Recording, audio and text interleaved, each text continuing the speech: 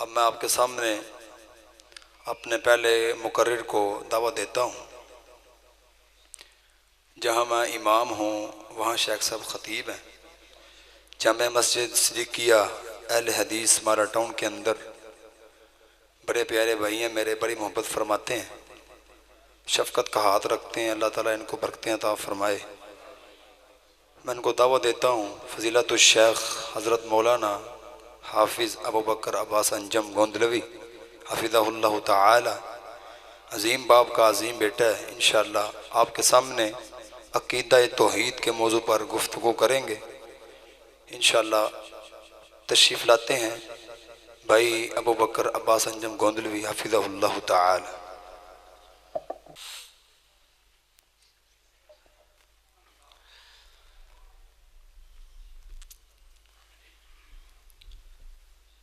ان الحمد للہ نحمده ونستعینه ونستغفره ونعوذ باللہ من شرور انفسنا ومن سیئات اعمالنا، من يهده الله فلا مضل له ومن يضلل فلا هادي له، وأشهد أن لا إله إلا الله وحده لا شريك له، وأشهد أن محمدا عبده ورسوله صلى الله عليه وسلم۔ أما بعد، فإن خير الحديث كتاب الله، وخير الهدي هدي محمد صلى الله عليه وسلم، وشر الأمور محدثاتها وكل محدثة بدعة وكل بدعة ضلالة وكل ضلالة في النار۔ اللهم صل على محمد وعلى آل محمد كما صليت على إبراهيم وعلى آل إبراهيم إنك حميد مجيد۔ اللهم بارك على محمد وعلى آل محمد كما باركت على إبراهيم وعلى آل إبراهيم إنك حميد مجيد۔ رب اشرح لي صدري ويسر لي أمري واحلل عقدة من لساني يفقهوا قولي۔ اللهم انفعني بما علمتني وعلمني بما ينفعني وزدني علما۔ اعوذ باللہ من الشیطان الرجیم، بسم اللہ الرحمن الرحیم۔ قل هو اللہ احد اللہ الصمد، لم یلد ولم یولد ولم یکن له کفوا احد۔ سامعین محترم اور معزز علماء کرام، قرائے کرام، ان کی موجودگی میں میرے لیے بڑی ہی سعادت کی بات ہے کہ میں جس موضوع کے لیے آغاز کرنا چاہتا ہوں، جو میرے ذمہ ہے، وہ عقیدہ توحید ہے۔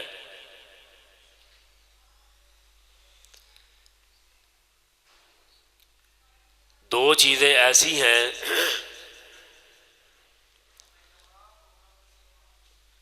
کہ من تعبد کیف نعبد،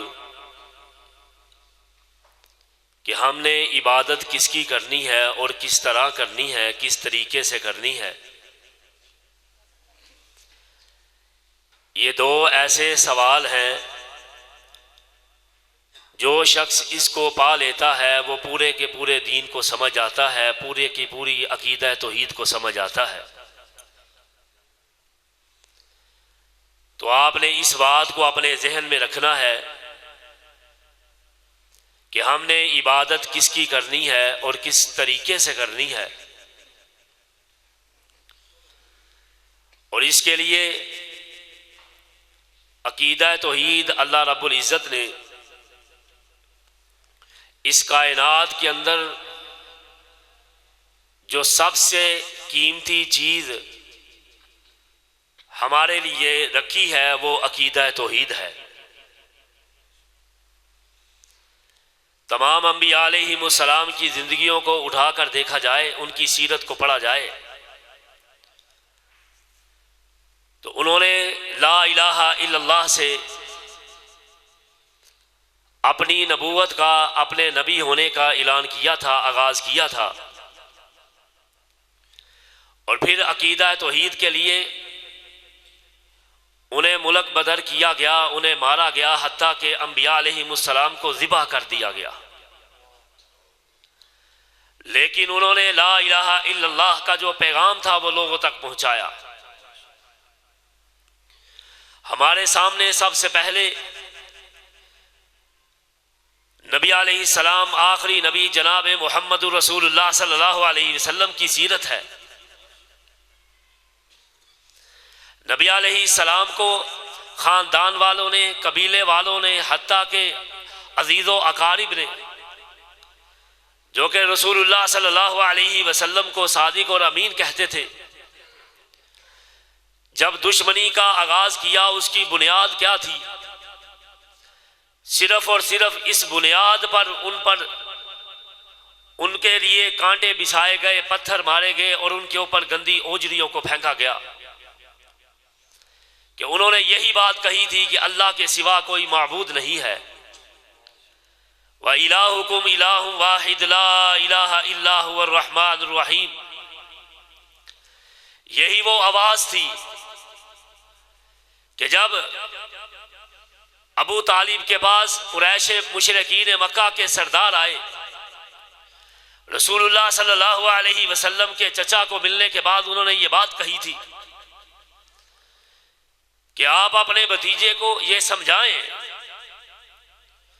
کہ اگر وہ یہ کسی عہدے کے لیے کر رہے ہیں تو ہم انہیں اپنا سردار بنا لیتے ہیں، اگر تو یہ کسی حسب نسب یا اعلیٰ خاندان میں شادی کرنا چاہتے ہیں تو ان کی شادی کروا دیتے ہیں، اگر انہیں سرداری چاہیے سرداری بھی دیتے ہیں، مال چاہیے تو مال بھی دیتے ہیں، لیکن ایک بات سے ان کو روکنا ہوگا کہ انہیں جو ہم نے معبود بنا رکھے ہیں 360 بتوں کی جو پوجا کرتے ہیں انہیں برا بلا کہنا چھوڑ دیں۔ چچا جب اپنے بھتیجے کے پاس تنہائی میں ملے تو یہ بات کہی کہ بھتیجے اب میرے بازوؤں میں وہ زور نہیں ہے، وہ طاقت نہیں ہے، وہ استطاعت نہیں ہے، میں اب مشرکین مکہ کے سامنے ان سے نہیں جھگڑ سکتا، میں تمہارا دفاع نہیں کر سکتا، بڑھاپا آ چکا ہے، کمزوری آ چکی ہے۔ رسول اللہ صلی اللہ علیہ وسلم نے کہا چچا وہ کہتے کیا ہیں؟ کہا ان کا ایک ہی مطالبہ ہے کہ وہ اپنے ایک الہ کی دعوت و تبلیغ کا کام جاری رکھے، لیکن ہمارے معبودوں کو، بتوں کو برا بلا کہنا چھوڑ دیں۔ اس وقت نبی علیہ السلام نے یہ بات کہی تھی کہ چچا یہ میرے ایک ہاتھ میں چاند اور دوسرے میں سورج رکھ دے، میں لا الہ الا اللہ کہنے سے باز نہیں آؤں گا۔ کیوں؟ اس سے پہلے بھی انبیاء علیہ السلام کو کاٹ دیا گیا تھا، ذبح کر دیا گیا تھا، ان کو اور ان کی اولادوں کو ملک بدر کر دیا گیا تھا، لیکن انہوں نے لا الہ الا اللہ کا پیغام جو ہے اس کو نہیں چھوڑا تھا۔ یہی وہ عقیدہ توحید ہے کہ جس کی بنیاد پر ہر نبی نے اس معاشرے کے اندر بنیاد رکھی، جسے اس بات کی سمجھ آ گئی کہ من تعبد کیف نعبد، کہ ہم نے عبادت کس ذات کی کرنی ہے اور کس طرح کرنی ہے، وہ کبھی بھی شرک نہیں کر سکتا۔ رب کی پہچان کے لیے یہ زمین اور آسمان، یہ سورج چاند ستارے، یہ رات کا دن میں بدلنا، دن کا رات میں بدلنا، یہ ستارے، یہ سیارے، یہ زمین سے کئی 50,000 گنا بڑے سیارے، وہ مدرار میں چلنا، ان کا گھومنا، یہ موسموں کا تبدیل ہونا، یہ بارشوں کا آنا اور بارشوں کا رکنا، کہیں پر دھوپ ہے، کہیں پر چھاؤں ہے، کہیں پر بارش ہے، کہیں پر بادل ہے، یہ نیلی آسمان، یہ چھت، یہ ٹھہری ہوئی زمین، اس میں گاڑے ہوئے رنگ برنگے پہاڑ، یہ ساری چیزیں ہمیں بتاتی ہیں کہ اس کائنات کو چلانے والا اگر ہے تو وہ عرش والا مالک ہے، اس کے علاوہ کوئی اور نہیں ہو سکتا۔ هو اللہ الذی لا الہ الا هو الحی القیوم لا تأخذه سنة ولا نوم له ما في السماوات وما في الارض من ذا الذی یشفع عنده الا بإذنه يعلم ما بين أيديهم وما خلفهم ولا يحيطون بشيء من علمه إلا بما شاء وسع كرسيه السماوات والأرض ولا يؤوده حفظهما وهو العلي العظيم۔ وہ ہے ہمارا خالق اور مالک۔ پہلے آسمان زمین اور آسمان کے درمیان 500 سال کا فاصلہ، پھر دوسرے آسمان کا بھی 500 سال کا فاصلہ، اسی طرح 7 آسمان کا فاصلہ، ان تمام کو جمع کرنے کے بعد اس کے اوپر سمندر، پانی، اس پانی کے اوپر پھر اتنا فاصلہ، اس کے اوپر میرے اور تیرے رب کے عرش کو ٹھہرایا گیا ہے، اس عرش کے اوپر میرے رب کی کرسی ہے، اس کرسی کے اوپر میرا رب بیٹھا ہے جیسے اس کی شان ہے۔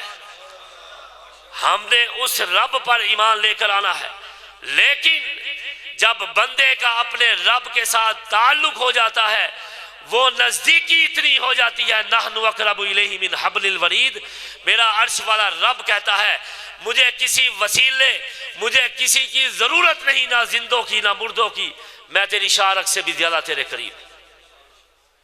پکارو تو صحیح، یہی مسئلہ تھا۔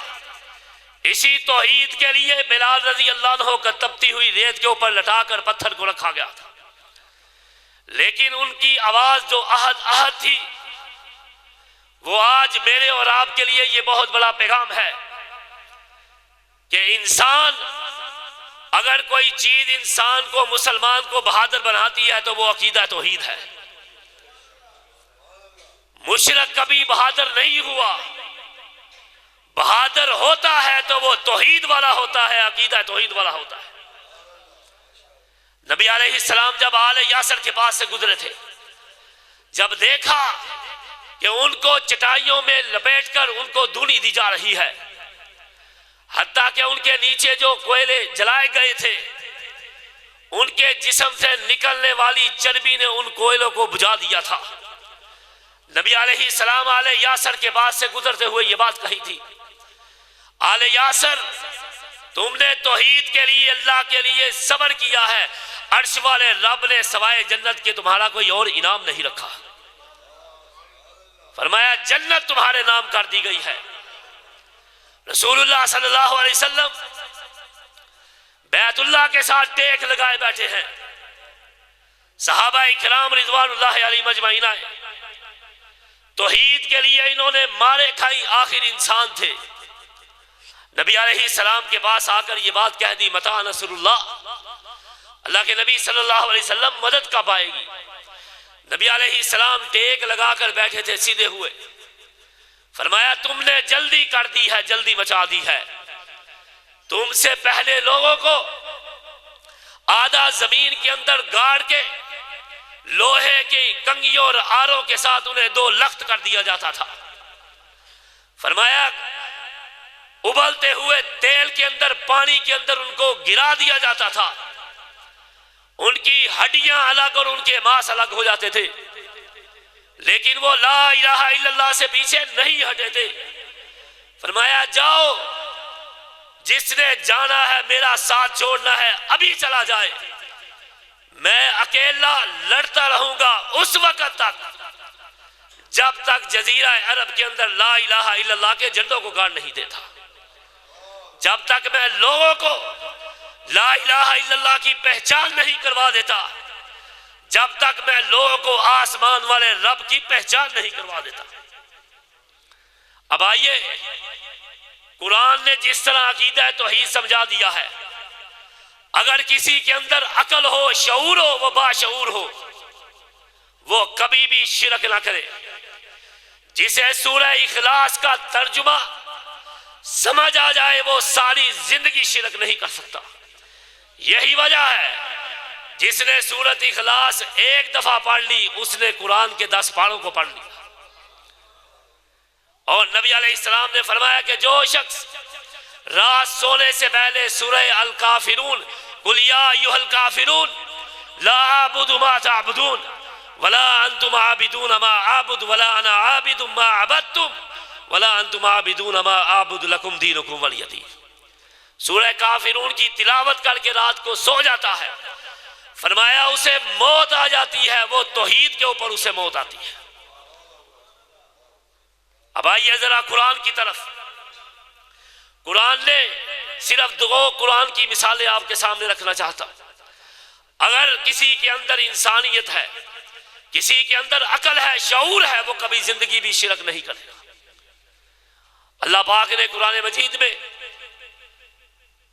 ایک مثال کو سمجھاتے ہوئے سورہ فاطر کے اندر والذین تدعون من دونہ ما یملکون من قطمیر، عرش والے رب نے کہا کہ جن کو تم اللہ کے سوا پکارتے ہو، جن کو تم نے معبود بنا رکھا ہے، جن کی پوجا کرتے ہو، سنو، تم کہتے ہو کہ وہ ہمارے حاجت روا اور مشکل کشا ہے، ہمارے بگڑی بنانے والے ہیں، جاؤ پہلے انسان سے لے کر قیامت تک آنے والے سب انسانوں کو، سب مخلوقات کو جمع کر لو،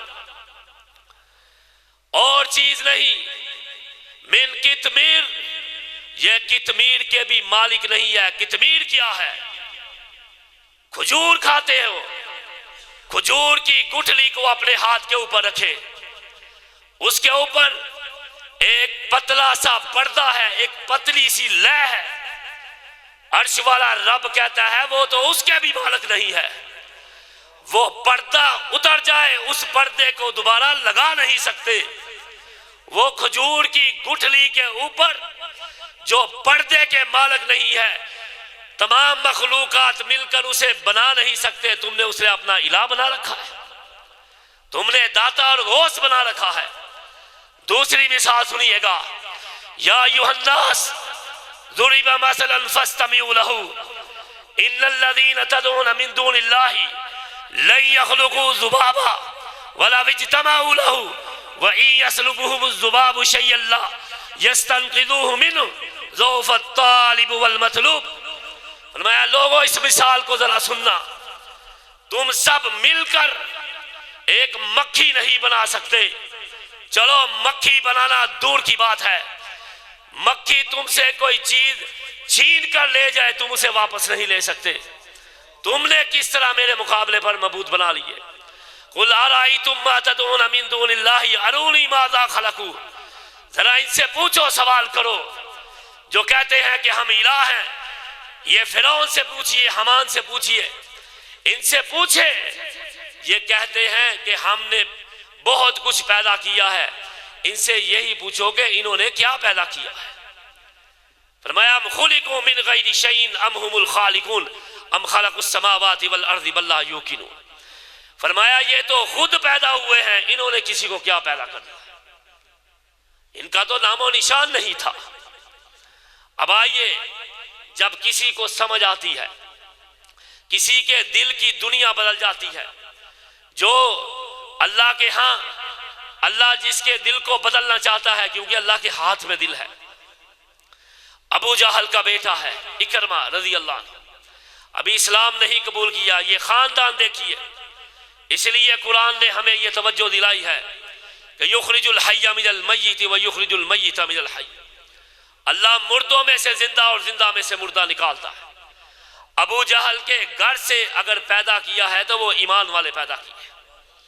اکرمہ سگا بیٹا ہے، رسول اللہ صلی اللہ علیہ وسلم مکے میں تشریف لاتے ہیں، مکہ فتح ہوا، اب یہ بھاگ جاتا ہے ڈر کے، جدے گیا، کشتی میں بیٹھا، سوار ہوا اور بھاگنے کی کوشش کر رہا ہے۔ رستے میں طوفان آیا، لگا وہ اپنے 360 بتوں کو پکارنے، وہ جو انہوں نے دریاؤں اور سمندروں کا رب بنا رکھا تھا اسے پکارنے لگا۔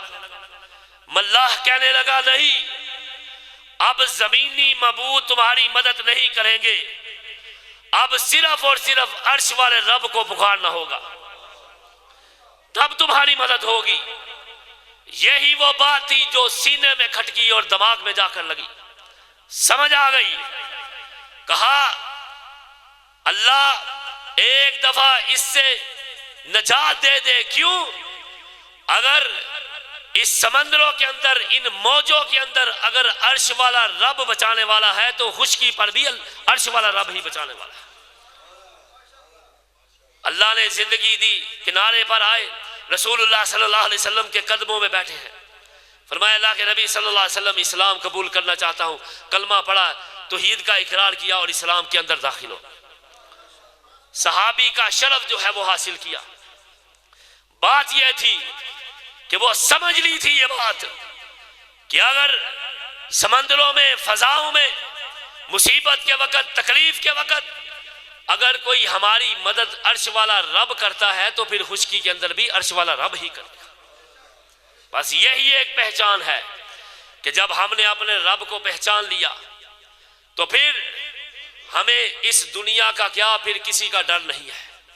یہی وجہ تھی مسلمانوں کہ تم نے 313 نے 1000 کے لشکر کا کس وقت مقابلہ کیا تھا کہ جب سوائے اللہ کے ڈر کے تمہارے دلوں میں اور کسی کا ڈر نہیں تھا۔ پھر مسلمانوں تم غالب آئے تھے، وگرنہ مغلوب ہوتے رہے۔ ہائے مجھے یہاں پہ امام شفیق رحمہ اللہ کہاں یاد آئے، وہ کہتے ہیں مجھے توحید ایک بدو نے سکھائی تھی، دیہاتی پینڈو نے۔ بغداد میں ہم جا رہے ہیں، رات کا وقت ہے، تقریباً 400 سے 500 کے قریب افراد کا یہ قافلہ جا رہا ہے۔ بڑا ہی خطرناک اور سنسان رستہ، جنگلات سے گزرتے ہوئے ایک بدو ہمیں اس جنگل کے اندر اکیلا، پاس اس کا گھوڑا باندھا ہوا ہے، سویا ہوا ملا۔ ہم نے اسے اٹھایا، وہ آنکھیں ملتا ہوا اٹھا۔ ہم نے کہا او اللہ کے بندے، ہم یہاں سے 400-500 کے قریب کا لشکر گزر رہے ہیں، ہمیں اس جنگل سے گزرتے ہوئے ڈر لگتا ہے، رات کا وقت ہے، تو اکیلا سویا ہے۔ اس نے آنکھیں ملتے ہوئے ایک بات کہی۔ امام شفیق بن سالمہ رحمہ اللہ فرماتے ہیں تابعی، مجھے توحید کی سمجھ آ گئی۔ اس نے کہا مجھے شرم آتی ہے کہ میں عرش والے رب کے علاوہ کسی اور کا ڈر اپنے سینے کے اندر رکھوں۔ کہا مجھے شرم سے مر جانا چاہیے کہ اللہ کے علاوہ کوئی ڈر اور خوف میرے دل کے اندر پیدا ہو جائے، کیونکہ میں صرف اور صرف اپنے عرش والے رب سے ڈرتا ہوں۔ مسلمانوں یہ تمہاری تاریخ تھی، یہ وہ عقیدہ توحید ہے جسے آج میں نے اور آپ نے اس بات کو سمجھنا ہے۔ یاد رکھیے ہمیں صحت دینے والا ہمارا رب ہے، ہمیں شفا دینے والا ہمارا اللہ ہے، ہمارے نظام کو چلانے والا ہمارا اللہ ہے، ہمیں زندگی اور موت کا مالک ہمارا رب ہے، ہماری بگڑی بنانے والا ہمارا رب ہے، اولاد دینے والا رب ہے، نہ دے اسے کوئی پوچھ نہیں سکتا، وہ معاف کرنے والا وہ ہے، وہ ہمارے ساتھ پیار کرتا ہے، اتنا پیار کرتا ہے رائی کے دانے کے برابر بھی عقیدہ توحید لے کر چلے گے، عرش والا رب آپ کو جہنم سے باہر نکال دے گا۔ اس لیے آئیے کچھ بھی ہو جائے، حالات جیسے بھی ہو جائے، اس رب کا آپ نے شریک نہیں بنانا۔ وہ جو نبی علیہ السلام نے اپنے ایک صحابی پیارے کو ایک نصیحت کی تھی، خلیلی کو کہا تھا اگر تجھے کاٹ دیا جائے، تجھے جلا دیا جائے، تیرے ٹکڑے ٹکڑے کر دیے جائیں، لیکن تو اپنے رب کا شریک نہ بنا۔ یہی ایک عقیدہ ایک مسلمان کا ہونا چاہیے، ایک مومن کا ہونا چاہیے۔ میری اللہ سے دعا ہے کہ اللہ تعالیٰ مجھے بھی اس عقیدے کے اوپر مضبوطی کے ساتھ رہنے کی توفیق عطا فرمائے۔ اللہ ہمارے پاس تو اور کچھ نہیں ہے، لیکن ایک دعا کرتے ہیں، اللہ جب ہماری جان نکل رہی ہو ہماری زبان پر لا الہ الا اللہ کو جاری فرما دینا، یہی ہمارا آخری کلمہ ہو، اللہ یہی توحید لے کر ہم دنیا سے جائیں۔ وآخر دعوانا الحمدللہ رب العالمین۔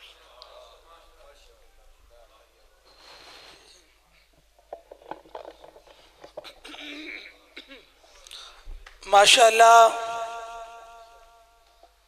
فجزاہ اللہ الخیر احسن الجزاء فی الدنیا والآخرہ. بہت ہی خوبصورت انداز میں توحید پر مشتمل بیان فرما رہے تھے. عزیزم فضیلت الشیخ حضرت مولانا صاحبزادہ حافظ ابو بکر عباس سنجم گوندلوی صاحب حفظہ اللہ تعالی محبت سے دعا فرمائیں اللہ جتنی دیر زندہ رکھے توحید پر رکھے اور اللہ موت آئے تو خاتمہ بالایمان فرمائے. اللہ بری موت سے محفوظ فرمائے. موت کے وقت اللہ کلمہ طیبہ نصیب فرمائے. اللہ کلمہ توحید نصیب فرمائے.